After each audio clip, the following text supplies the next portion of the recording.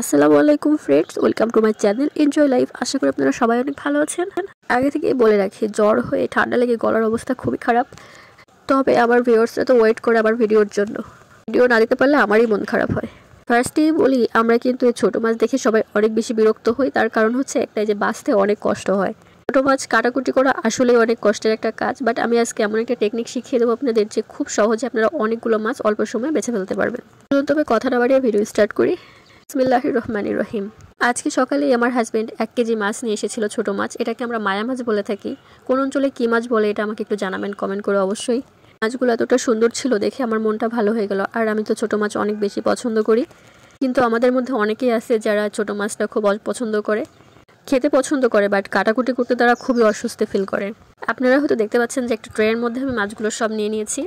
মাছগুলোর ডানা, লেজ, মাথা কিছুই ফেলতে হয় না, জাস্ট পেটের ওখানে একটা চাপ দিয়ে ময়লাটাকে বের করে নিতে হয়। এবারে প্রতিটি মাছের পেট ফেলানো লাগে না। যেগুলো ছোট মাছ এগুলো এমনিতে ধোয়ার সময় পেটটাকে ময়লা বের হয়ে যায়। তো দেখতে পাচ্ছেন আপনারা আমি কত সহজে মাছগুলো বাছছি, একদম ইজি ব্যাপার। এই মাছগুলো কাটতে গেলে অনেক সময় হিমশিম খেয়ে যায়, মানুষের লেজ ফেলে দেয়, কাঁটাটা ফেলে দেয়। এগুলো করতে গেলে মাছগুলো নষ্ট হয়ে যায়, আর সাথে অনেকটা সময়ও নষ্ট হয়ে যায়। তো ফ্রেন্ডস, এভাবে তোমরা একদিন ট্রাই করো, অবশ্যই তোমাদের অনেক দ্রুত মাছগুলো বাছা হয়ে যাবে। আমার ভিডিওটাতে যদি তোমাদের একটু হেল্প হয়ে থাকে, অবশ্যই আমাকে লাইক, কমেন্ট, শেয়ার করে জানাবে। আমি কথা বলতে বলতে দেখতে পাচ্ছ কতগুলো মাছ বেছে ফেলেছি। 1 কেজি মাছ বাছতে জাস্ট 20 মিনিট সময় আমার লেগেছিল। বাসায় দেখা যাচ্ছে হাজব্যান্ড এরকম ছোট মাছ নিয়ে আসলে খুবই ঝগড়াঝাটি হয়, অনেক ঝামেলা হয়। তোমরা আজ থেকে আর ঝামেলা করবে না, ঠিক এভাবে মাছগুলো বেছে নেবে। খেতেও অনেক মজা লাগবে এবং কাটাকুটি করতেও কোনো ঝামেলা হবে না। অর্ধেকটা মাছ প্রায় আমার বাছা হয়ে গেছে, দেখতে পাচ্ছ তোমরা। একই পদ্ধতি অবলম্বন করে আমি সবগুলো মাছ বেছে নিয়েছি, দেখতে পাচ্ছ। এবার আমি মাছগুলোকে খুব ভালো করে পরিষ্কার করে নেব।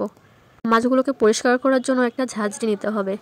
ঠিক এরকম একটা ঝাঁঝরি নিতে হবে, তাহলে খুব দ্রুত মাছগুলো পরিষ্কার হয়ে যাবে এবং ময়লাগুলো নিচ থেকে বের হয়ে যাবে। আমি এই ঝাঁঝরি জালিটার মধ্যে সবগুলো মাছ একসাথে নিয়ে নিচ্ছি। এত সহজে এই মাছগুলো বাছা যায় আর পরিষ্কার করা যায়, না করলে তোমরা বুঝতেই পারবে না। জাস্ট এরকম করে একবার ট্রাই করে দেখো, আশা করি অনেক ভালো লাগবে। চ্যানেলে ভিডিও যদি তোমাদের ভালো লেগে থাকে, অবশ্যই লাইক, কমেন্ট, শেয়ার করবে। আর যদি তুমি নতুন হয়ে থাকো, তাহলে অবশ্যই সাবস্ক্রাইব করবে, পাশে থাকা বেল আইকনটিকেও ক্লিক করে দেবে। তাহলে আমি ভিডিও ছাড়লে নতুন ভিডিও তোমার নোটিফিকেশনে চলে যাবে। জাস্ট এরকম আলতো হাতে মাছগুলোকে ধুয়ে নেব।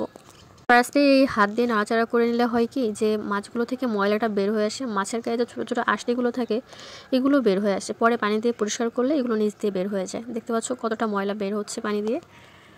সো ফ্রেন্ডস, এই মাছগুলো বাসায় আনলে আর হাজব্যান্ডের সাথে রাগারাগি করো না। তোমরা খুব সহজে মাছগুলো পরিষ্কার করে নিতে পারবে এই পদ্ধতি অবলম্বন করে।